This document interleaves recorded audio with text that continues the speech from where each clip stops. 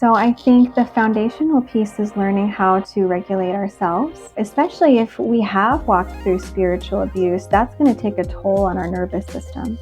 And so being able to show ourselves compassion, because self-compassion is one of the most regulating things that we can offer ourselves. Establishing a felt sense of safety within our bodies is what regulates us in the long term so that we don't get as dysregulated as easily in the future. And that gets stripped of us when we're in abusive situations or in high control environments. And so when we establish that sense of safety in ourselves, then we're able to offer that to our kids in the moment that when our kids are screaming and we throwing a tantrum, whatever they're doing at age 3, yes, is it stressful? Yes, is it inconvenient? But are we safe? Yes. Is our child safe? Yes. And we can offer them that felt sense of safety. Hey friends, welcome back to the Broken to Beloved podcast. If you're looking for compassionate conversations and practical resources for recovery from and safeguarding against spiritual abuse, then this is the place for you. I'm your host, Brian Lee. As an ordained pastor and spiritual abuse survivor, I know what it feels like navigating life after spiritual abuse. I also know what it's like to want to prevent anything from happening to the people you know and love. It's why Broken to Beloved exists. You're enjoying this podcast ad-free because of the generous support of our donors, and we need your help. Support our work by becoming a donor to help make our programs like this podcast possible. Just head to brokentobeloved.org/support or click the link in the show notes. Today, we're talking with Meaghan Hampton about challenging the harmful ways we were parented or taught to parent with curiosity and compassion. I actually discovered Meaghan through my wife, who started sharing reels with me from her account, Soul Care with Families. We both appreciated the way that she worked to provide grounded, trauma-informed, and practical tools for helping to raise our kids differently. Meaghan is a Christian therapist, writer, and parenting educator passionate about integrating faith, psychology, and neuroscience to support families on their journey toward healing and wholeness. In her clinical work, Meaghan walks alongside children, teens, and adults as they navigate anxiety, trauma, relational wounds, and nervous system dysregulation, always with a trauma-informed and Christ-centered lens. Outside the counseling room, Meaghan runs the Instagram account @SoulCareForFamilies. This may be a different kind of conversation than we're used to because we're talking about parenting, but I promise you there's something good in here for you as well. And so I would encourage you, whether you are a parent or not, to stick through this one, and I think and hope you will find something helpful. And now, here's my conversation with our new friend, Meaghan. Meaghan, welcome to the podcast. Thank you so much. I'm so glad to be here. I mentioned in the intro, but my wife found you on Instagram first, and then she shared you with me and said, you have to come watch this, girl. Oh, that's so And then nice. we were instantly taken with it. And I think what I appreciate is the level-headed, grounded approach that you're taking to parenting and to therapy and to the way that we were brought up in often very fundamentalist circles or churches or environments. Some of us, it was just at home. Some of us, it was at school. Some of it was all of the above. So I'm just excited to talk to you. Thank you. Thank you so much. So you write that you're passionate about conversations that reframe children's challenging behaviors not as sin, but as a reflection of their development, their nervous system, or their skill set. Tell us more about all of that and where that comes from. Yes, definitely. So this is a big passion of mine because when I was going back to graduate school to become a Christian counselor, it started off with a childhood development class. And I was already a mom at this point. I had a 1-year-old, maybe a little under 1, and then I also had a 3-year-old. And I remember learning things in this class about attachment and about the nervous system and about parent-child dynamics in general that I had never been exposed to in the past. And I noticed that a lot of it actually contradicted what I was hearing in Christian circles. I've been in some really great moms Bible studies or parenting small groups, but I've also been in some that were less than helpful. And I noticed that a lot of what I was learning from these groups or even reading in Christian parenting books did not align with what I was learning about psychology. And so Mm-hmm. I was so grateful for that class because that really changed the trajectory of what I saw myself doing, at least career wise, but also in my own personal parenting journey. And I really wanted to make that information as accessible as possible to as many people as possible. And so that's really what led to me starting my account and beginning to write, is really wanting as many Christian parents as possible to be exposed to this. That's great. I love all of that. When was school for you? How long have you been doing this work? Yes. So I have been counseling for about, gosh, I think it's between 3 and 4 years. Okay. I'm still an associate. And so Mm-hmm. I think it's closer to 3 years.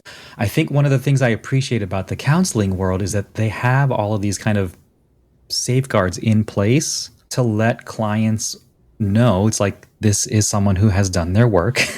There's someone Yes, who is continuing to do their work. And yes, there are good counselors and bad counselors, but in large part, there are so many things built into this system that say, hey, we want to make sure that you're keeping up with these things. We want to make sure that you're Mhm. learning about the latest thing that is coming out, the latest research being done, or paper Mhm. that's being written. And I just appreciate the depth and the level to which that goes, where I've also had conversations with pastors or denominational leaders who are like, we have nothing like that in place to make sure that Yes, our pastors are following these things, or that they have this many hours, or that they're another thing with counselors, like the specific set of letters after your names kind of talks about your specialty or your area of expertise, where pastors exactly. so often dabble in counseling without having any of Mhm. the credentials or understanding, which I think is where we got ourselves in so much of the trouble we're in today. Yes, definitely. Yes, I think that seeking pastoral counseling can be helpful for a very specific group of people, but Mm-hmm. for the majority of us, I do think that like getting some level of professional guidance to just better understand our stories and the narratives that we believe and some of our, our deep-seated beliefs about ourselves and the world, it can Mm-hmm. be really helpful. Well, and one of the things I appreciate that you say is that you are committed to creating a space for respectful discourses where people can feel safe asking hard questions, especially around spiritual abuse, trauma, and the healing journey that so many parents must walk through in order to love and lead their families well. And I said in the intro how this is a kind of different episode because we're talking about parenting, which we don't normally do, but so much of our parenting comes as a reaction to the way that we were parented or brought up ourselves. And so Yes. when we can do that work to recognize where and how we were brought up in the environments we were brought up in with the caretakers we had growing up, it can help us so much more to inform how we are dealing with our own kids. Yes, 100%. Because what a lot of people don't realize, and what you have alluded to, is the idea that when we become parents, unless someone is doing deep therapeutic work, most of us will either do what our parents did because we Mm-hmm. quote unquote turned out fine. That's a really common one. um, or even the fine is relative. Or we will take more of a reactionary stance of we might make a vow to ourselves of, well, I will Mm-hmm. never do what my parents Mm-hmm. did. And so sometimes we can have a tendency to swing a little bit too far. What is really difficult about that reactionary stance is that it comes from a good place, but it's also rooted in fear. Mm-hmm. Whereas what we want to be able to do is to come to a place of more wholeness, more integration, where we can be more of who God created us to be and learn to listen to our intuition instead of these frameworks that were handed down to us or trying to do the opposite of those frameworks. Yeah. Tell us more about those vows. Yes. So, what we say in psychology is anytime we make a vow to ourselves, it is kind of a helpful red flag indicator that there's some areas there that we can, begin healing and working through and dialoguing about, because those vows that we make, those promises to ourselves when we're younger, we do that as an effort to keep ourselves safe. So there's so much room for self-compassion as to why those vows were even made in the first place. Mm-hmm. And so anytime we even recognize like, okay, hey, I made a vow here, that is a place to show our self-compassion because it probably served us for a season. But as we come into more freedom and we come into more of who we are, we don't have to lean into those vows quite as much, and we are a little bit more free to listen to our gut. Yeah.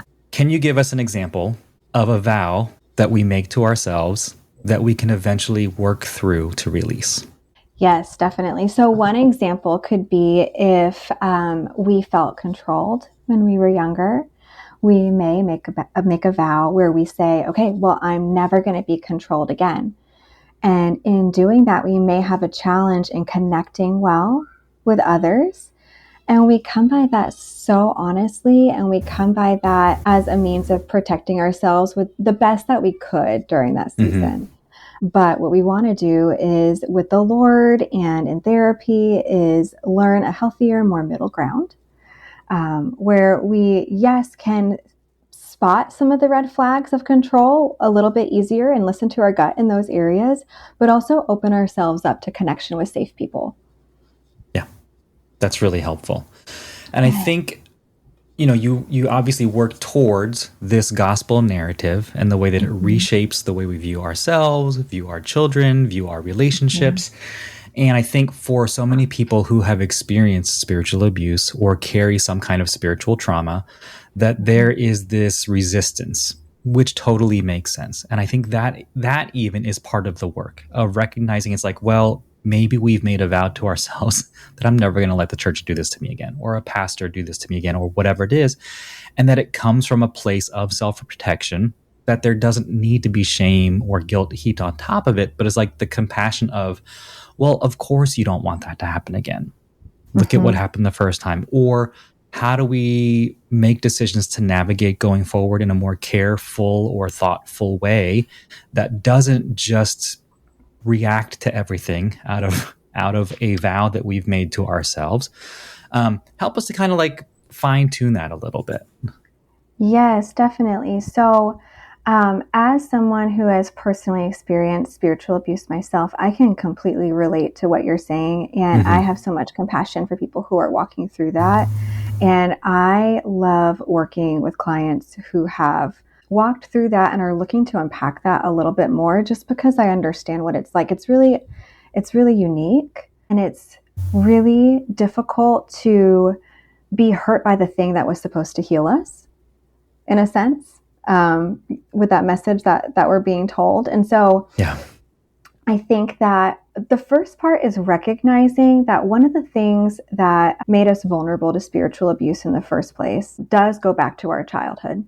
Because if we are growing up in, it could be our family of origin, or we could have a great family and we grew up in a system, whether it's a school system or a church system, that's unhealthy, and that some of the spiritual abuse or these power dynamics were present, it normalizes these things to us. And so we may have this, gut level inclination as a kid, or maybe not, just because of our age and immaturity, right? That something's not right here, but we're taught to not trust ourselves, and we're taught to look past it and nope, we have to adhere to XYZ doctrine, whatever it is. And so we're taught that our intuition is bad. And there's a lot of like theological underpinnings there that within the context of healing from spiritual abuse, people need to navigate. But I think that it starts by these power dynamics being normalized, these dynamics of control being normalized, so that when we get out into the real world and we have these opportunities to join certain churches or certain organizations, we are less aware of what would be red flags to people who haven't grown up in these systems. And so we're less aware of that, and we consider these dynamics to be more normal. And so then we get involved until eventually people end up understandably kind of in over their heads. And then we realize, okay, something's not right. I'm being harmed here, or other people are being harmed, and this is not okay. And then that's usually when the deconstruction process and the healing process begins. Yeah. And we've had so many conversations about that deconstruction process, which in itself has become such a weaponized and polarizing word, which is such a shame, because it's such a normal process that we all have to go through. In this development class, one thing that we learned about was spiritual development. And part of healthy spiritual development is a type of deconstruction. Yeah. Maybe someone doesn't walk away from the faith entirely, but some level of deconstructing and trying to figure out what of this faith was passed down to me and what of this faith is my own. Getting to that level of spiritual development is actually really, really healthy. And so it's something that so many people are understandably afraid of, but we really don't need to be, because it's a sign of spiritual health. Mm-hmm. Yeah. And I think is it James Fowler maybe has his stages of faith. I've talked about that with a couple other people. And then I've recently read The Critical Journey by Hagberg and Gulich. And it's like they've got this whole other thing as well. It's like at some point we all hit a wall that we're going to have to work through and take apart, deconstruct all the stuff that we were taught before in order to reconstruct something new out of it. And I think that's what I appreciate about the work that I see you doing online is it is just a day-to-day, moment-to-moment deconstruction of all these fundamentalist ideas that we've been brought up with about the way we discipline our children, about how it's all a sin nature in our kids that we have to break out of them, about patriarchal or hierarchical views of our families or of the systems we're part of. Tell us about why you feel so passionate about doing that work specifically. Yes, definitely. So I think that some of it pertains to my own personal journey, being involved in an organization that was very much rooted in the things that you just mentioned, and seeing these families and seeing these children being brought up in these systems. It really broke my heart even before I had a language or a framework for understanding it. And so I remember saying, like, oh, this idea of like babies being sinful, or babies being like little balls of sin is, I think, the exact words that I had heard. Little bundles of sin. Hearing the term that babies are little bundles of sin, or vipers in diapers, or anything like that. I remember when I had my own baby, I remember looking at him and being like, no way. that goes against my gut. That goes against like how God has created me as a mother. There's this something just doesn't sit right with me. And so I think that that's a big part of it, is because it places a heavy yoke, not just on the kids, but on the parents, and how they are expected to parent. There's so much unnecessary pressure and expectations that are placed on kids and parents alike in these organizations. And so I really just want to help free parents up from that heavy yoke, and the children as well. Yeah. Well, and one of the values that we talk a lot about here is this idea of goodness over wickedness, that we want to hold to a Genesis 1-2 theology and view of humanity, that we were created and that we were called very good. Versus the Genesis 3 version that says, oh, no, everything is life after the fall and you are sinful and wicked and depraved. I've never heard vipers and diapers, and that blows my mind. Yeah. that people are walking around saying that, like bundles of sin. And it's like, and it is that. It's like I go to some of these reformed circles or very patriarchal circles or whatever it is, where that is the view of humanity, including these brand new babies. And they talk about it with such endearing voices, and it just makes everything inside me crawl. It's like, no, this is not the way it was supposed to be. And while, yes, we have sin, yes, we commit sin all the time. No, our kids are not perfect, obviously, but it's like, but just even a fundamental shift of the way that we view ourselves and our children, of you are a viper versus you are good, you are wicked versus you are good, is going to change the way that we parent, right? Oh, 100%. Yes. If my toddler throwing a tantrum is an outworking of them being this like evil, sinful bundle, then there's going to be so much more pressure for me to stomp that out and to put an end to it, than for me to get curious and to wonder why this is happening. Is it a reflection of where they're at developmentally? Is there a reflection of the co-regulation that I'm seeking to offer my child? Is it a reflection of the environment that they're in? It really robs us of our curiosity, and it robs us of our presence. And so I think that curiosity and presence are really important when we're parenting, because that's what builds connection. Tell us more about that. Robs us of our presence. Yes. So if we have this, I don't like a framework that's just handed to us of this is exactly what's going on with your kids, and it's a very narrow framework, then we aren't given the opportunity to ask questions, which is why you had mentioned I really like to promote thoughtful discourse in my content because I think that it's really important for us to be curious. And so if we are not given the opportunity to ask questions and even ask questions to ourselves, then we really aren't present in the moment. We're just kind of taking what we've been given and like slapping it onto the moment that we're in instead of actually being in the moment that we're in and asking questions about what's going on around us. Yeah. So if that's what we're used to doing, is being out of the moment, not being present, and just slapping the same prescription or Band-Aid on our children's behavior, walk us through like when that's been ingrained in us, or it's all we saw our parents do with us, or it's all we're used to doing because we've never been told a different way. I mean, your videos do this incredibly and with such a short window for our attention spans. But like, walk us through a situation. Like, what are the things that we could be thinking about or curious about, or how could we be interacting with our children rather than just going straight to punishment or consequence or something like that? So I think one place to start is instead of, we've talked a little bit about this idea of our children's like temper tantrums or something like that being an outworking of their sin, instead being curious about whether or not they're dysregulated and what's causing their dysregulation. And learning more about childhood development in general, that it's actually very, very normal for young children to be dysregulated and to share their big feelings in what looks like a tantrum to us. And for us to be able to come alongside them and offer what we would call co-regulation, which is them just borrowing our nervous system, borrowing our presence in a sense of like, hey, I'm here for you. This is really hard. I know you didn't get that cookie after dinner, or you already did get your cookie and we're not having, like our second one or whatever it is, right? That we can come alongside our kid and be like, yeah, that is really hard. And here I am.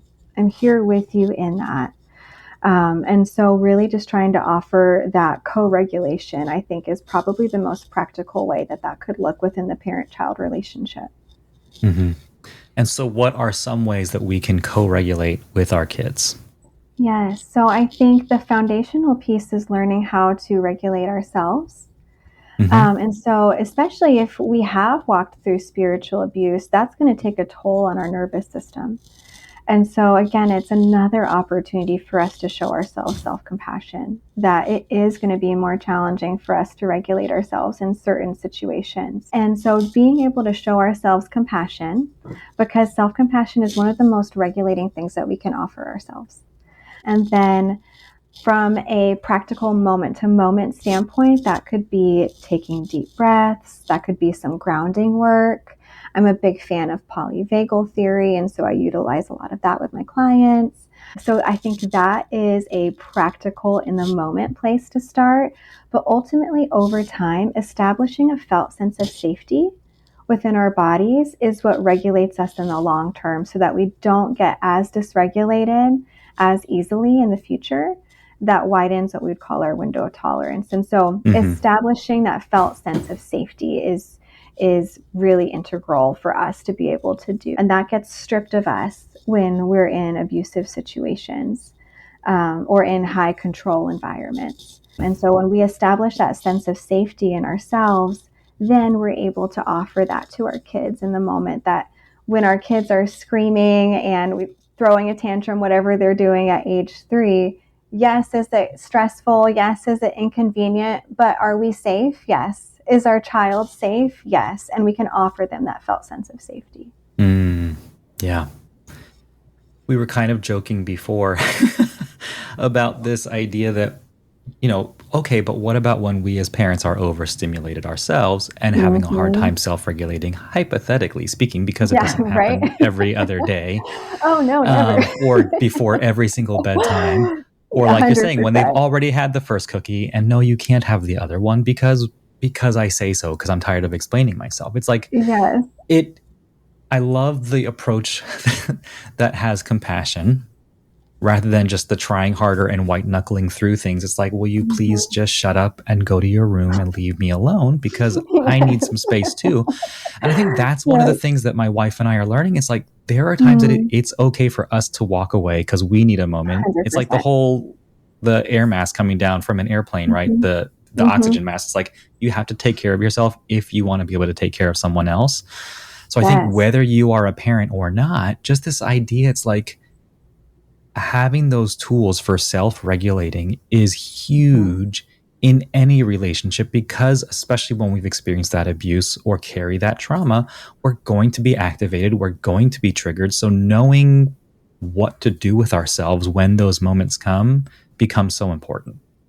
Oh, definitely. Yes. And it's actually a gift to our kids for them to be able to see our humanity and to see how we handle it. If we are Mm. just, quote unquote, perfect all of the time, they're not going to have the opportunity to see what it looks like for self regulation to be modeled because there's nothing to regulate. And so I love that you give the example of like, hey, like sometimes we do get to the point where it's like, hey, I need to walk away for a couple minutes, right? And there have been times in my own parenting journey where I've had to do that. And I just look at my kids and I say, hey, I'm having a hard time right now. I'm feeling overwhelmed. I'm going to go take some deep breaths for a couple of minutes in the other room and I'll be right back. And, sometimes that goes better than others. Right? But Yeah. usually it goes pretty well. And I think that it gives them the gift of seeing mommy be human and mommy taking responsibility for her own nervous system and her big feelings and how I handle them. Mm-hmm. And sometimes I do that with them right there of like, hey, I'm feeling overwhelmed. I'm going to breathe for a moment. And then they like watch me do it. Um, and so just being able to see, for kids to see their parents be human and that's okay.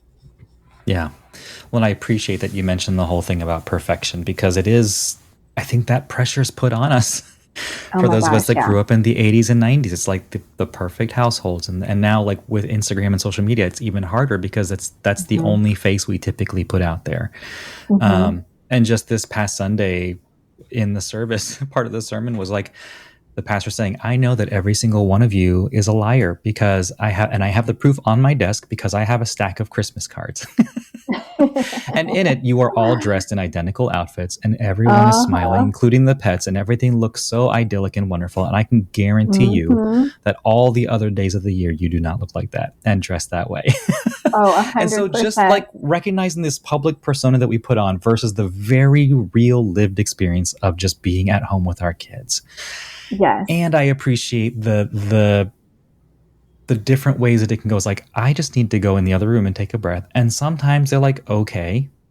And Mm-hmm. sometimes they're just clinging to your leg, following you everywhere you Yeah. go, and you don't get the break, right? So it's like, Yes. No, again, they'll go with having the you. grace and compassion for yourself. It's like, listen, you're trying.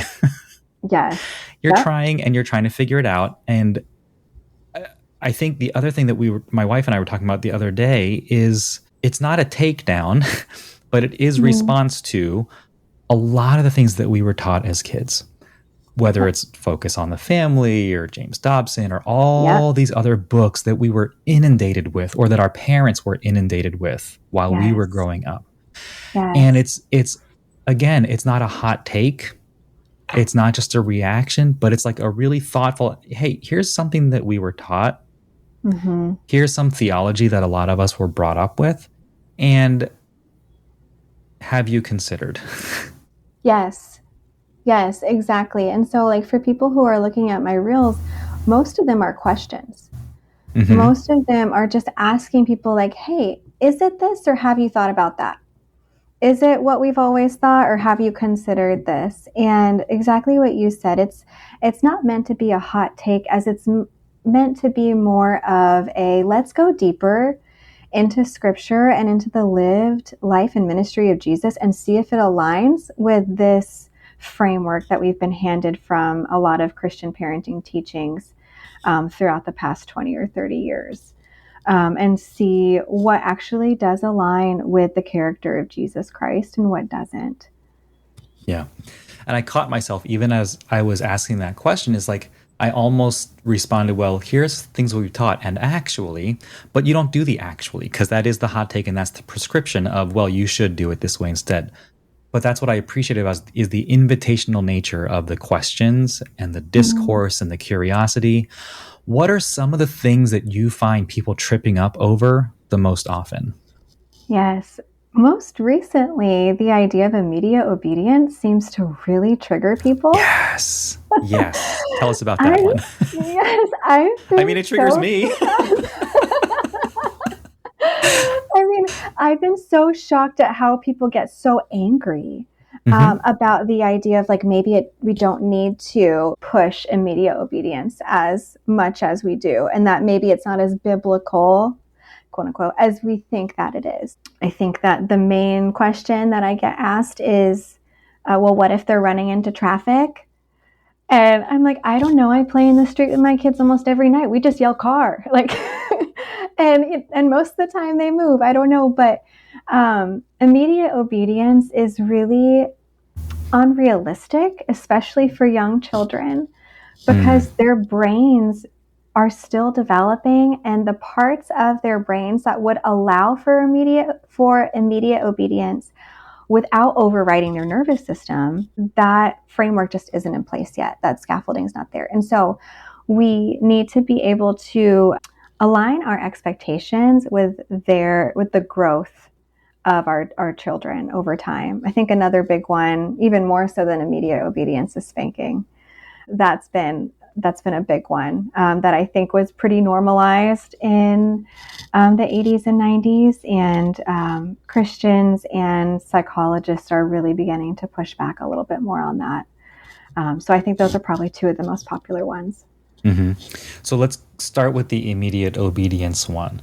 So Mm-hmm. developmentally, our kids' Mm-hmm. brains can't even do it, is what I'm Mm-hmm. hearing. Yeah. So how do we understand that differently? Mm-hmm. Like what is appropriate at what age level? And then Mm-hmm. what can we expect from our kids at Mm-hmm. those different age levels? Yes. So, one thing I should probably clarify, we can force our kids to be immediately obedient. It will Hmm. just override their nervous system. And so, Yeah. if we want our kids to have like healthy nervous systems, because I get a lot of feedback of like, well, my kids listen the first time, every time with a happy heart, and I'm like, well, yeah. And I'm curious what their nervous system is going to look like when they're Yeah. 30.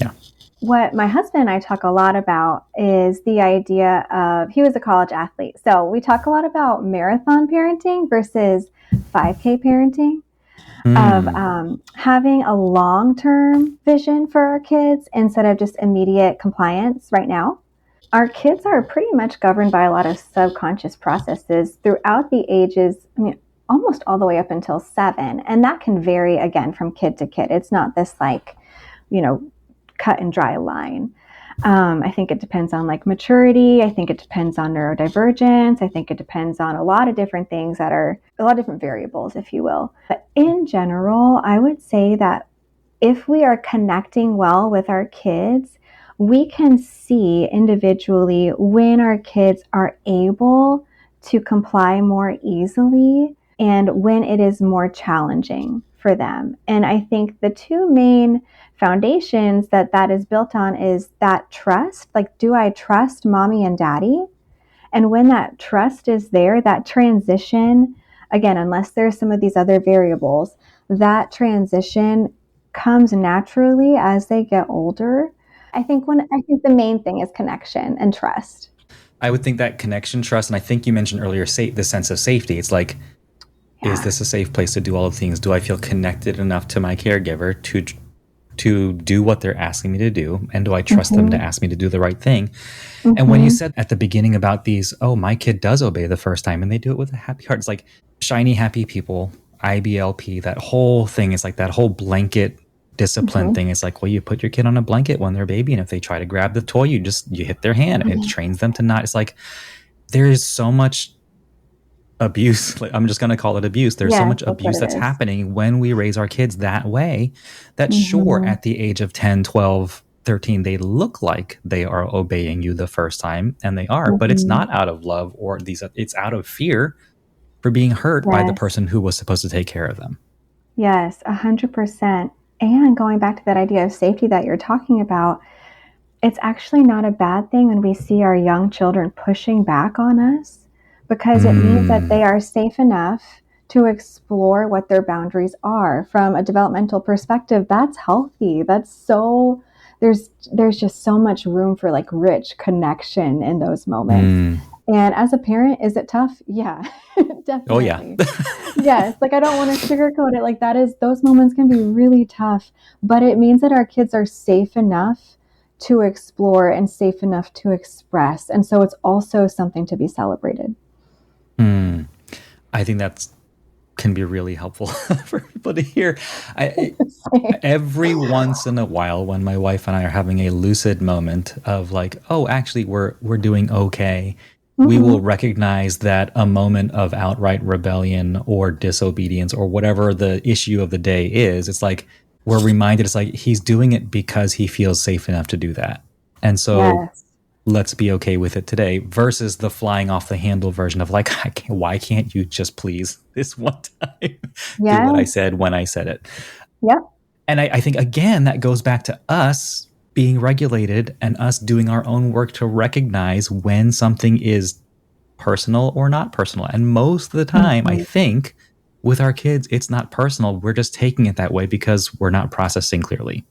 Yes. Oh, definitely. And I think that there's been a lot of teachings within these communities that we're talking about that teach us that our children's behavior is a reflection of us as parents. And that's, again, such a heavy yoke. That is so much pressure. And it's not in its entirety, it's not true. There is a very small piece of the puzzle that, yes, that parts of that are true, but it's a much bigger picture than that.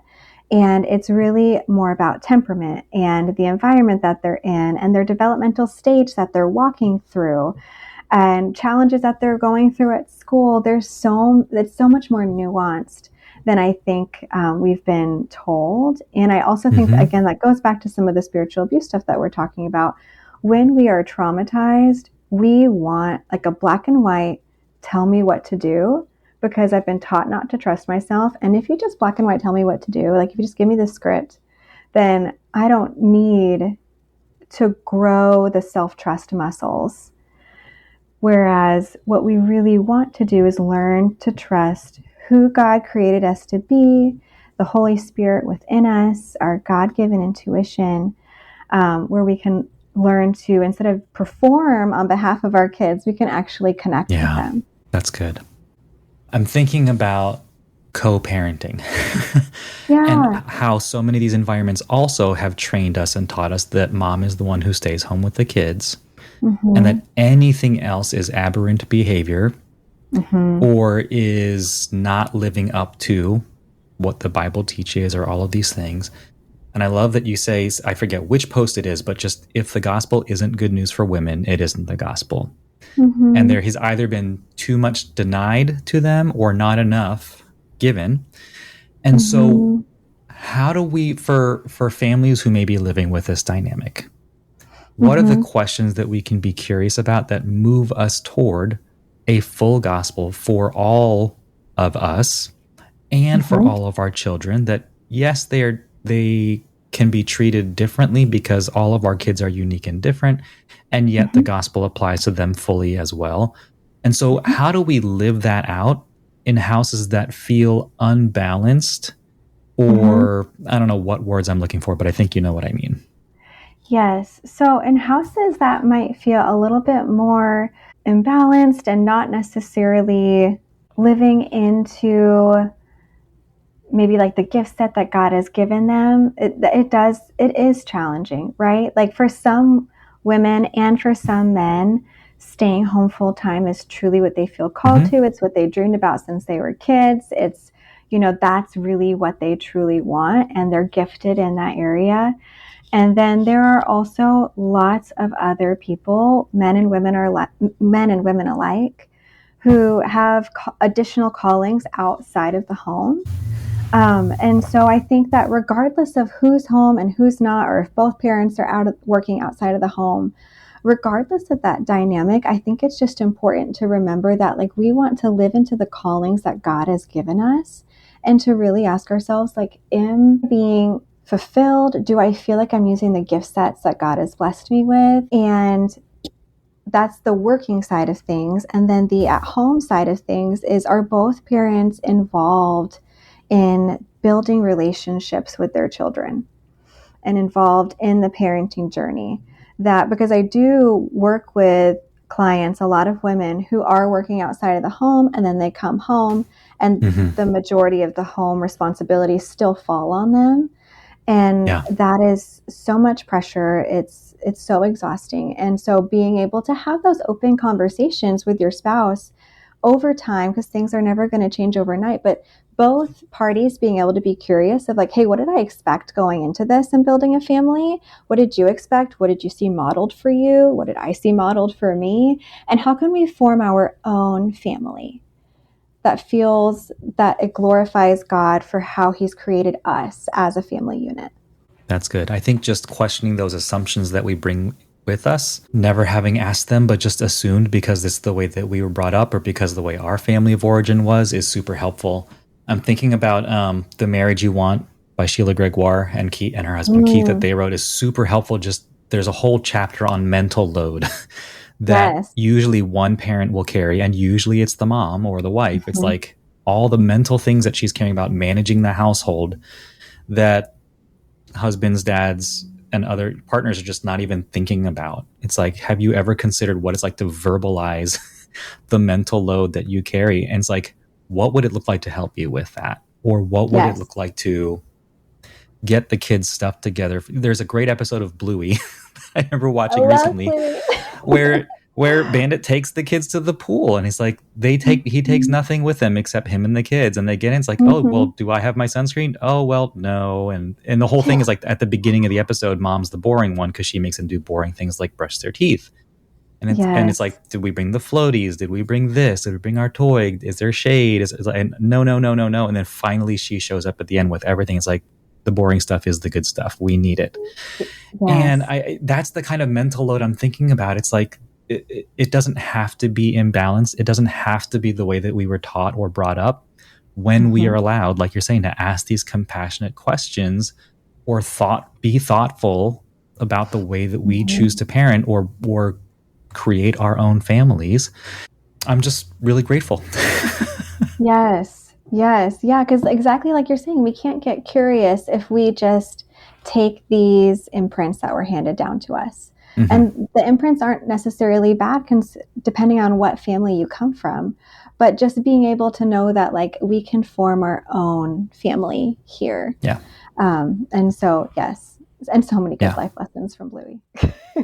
so many good ones. Yes. You have a resource on co-regulation. Tell us about that and where people can find it.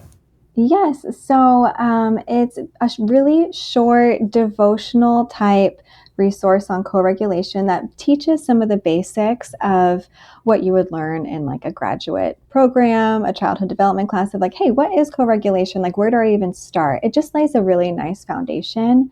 And I'm working on a resource to build on top of that about regulating our own nervous systems as parents. Awesome. Because we can't co-regulate with our kids if we can't regulate ourselves. And this one's going to be way more detailed and way more in depth and very practical, boots on the ground type approach. And so I think that will also be a really helpful resource for parents as well. Yeah. And are those available on your website? Yes, they are in the link in my bio on my Instagram account. Perfect. I know a lot of parents who are constantly reading books on parenting because they want to be better parents, right? Yes. Do you have any favorite resources that you've found? Yes, I do. So I'm currently doing the Flourishing Homes and Families workbook with my small group at church. That's been a really beautiful resource. Anything by Dr. Becky Bailey is incredible. Anything by Dan Siegel, The Whole Brain Child, is probably one of the first resources that kind of got me to dip my toe into this world before I even became a therapist. Great. You also have a children's book and you're currently writing a book. Is that right? Yes. So I have a children's book available on Amazon. It's called The Big Feelings Book. And basically, it is a really simple, sing-songy book for young children to help them learn to identify their feelings and how to regulate their feelings, primarily through co-regulation. And so through the story and the illustration, encouraging kids to go to their parents with their big feelings while also finding, some other regulation strategies as well. But laying that foundation for emotional regulation of just being able to name their feelings and go to mom or dad with them. Yeah, that's going to be great. Meaghan, if people want to find you, where do they go? Yes, so my handle on Instagram is at Soul Care for Families. And I also am a therapist in Friendswood, Texas at Counseling Futures. And so those are the two main places that people can reach out to me. And then I'm also writing a book with my former professor who actually taught that childhood development class that I mentioned in the beginning of the podcast.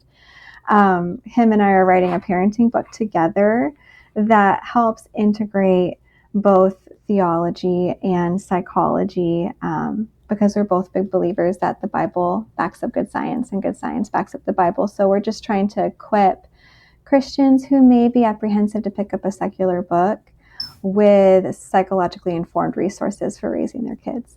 Awesome. Well, people will just have to follow you to find out and keep up. Yes, definitely. So everyone go follow Meaghan at Soul Care for Families on Instagram. We will have links for all of the books and all of the resources and the co-regulation piece in the show notes. Meaghan, thank you so much for taking time with us today. Thank you so much, Brian. It was so much fun. What a helpful conversation. If you enjoyed it as much as I did, be sure to follow Meaghan and say thanks for being on the show. You can find links and all the things in the show notes. Coming up on the show, we have Ben Kramer, Catherine Spearing, Dr. Ariel Schwartz, and so many more. Next time, we'll be talking with Rachel Clinton Chen about her work with the Allender Center and specifically about spiritual abuse and story work. Subscribe or follow the show to get new episodes automatically. If you enjoyed this episode, please leave us a rating and review or share with your friends. It really helps us to grow and continue providing quality content for you. And thank you to everyone who makes this show possible through their financial support. We truly couldn't do this work without you. Consider a donation today at the link in the show notes. This episode was hosted and executive produced by me, Brian Lee. Editing by Heidi Kritz and post-production by Lisa Carnegas. Thanks for taking the time out of your day to listen. I hope it's been helpful. Here's to moving toward healing and wholeness together. I'll see you next time.